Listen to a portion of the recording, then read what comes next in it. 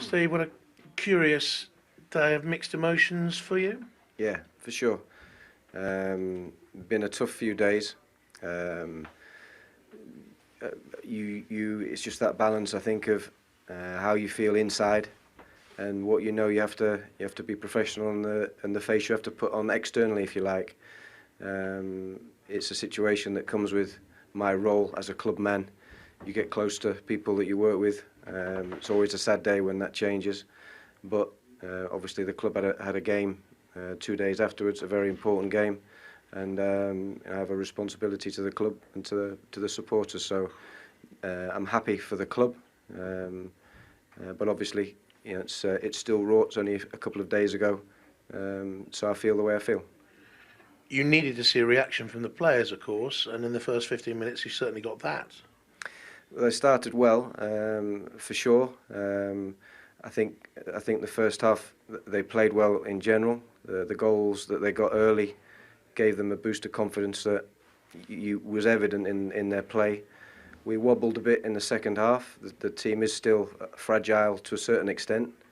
They've been used to setbacks in recent weeks, and we wobbled a bit, I thought, early in the second half. But to be fair to the players, they recovered their composure and in the end saw the game out fairly comfortably, I thought. You'd have heard the chants from the supporters. They were asking the question, why weren't they performing like this every week?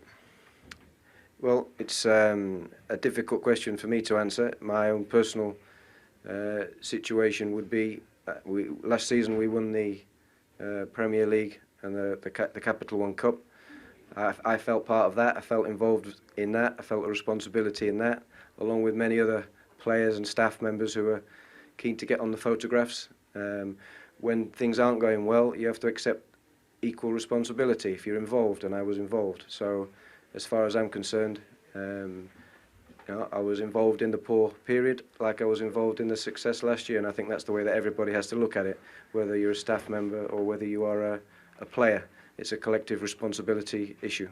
So when you hear certain individuals being booed, is that unfair for you? I think it's difficult for everybody. Obviously, the supporters have a right to express their opinion.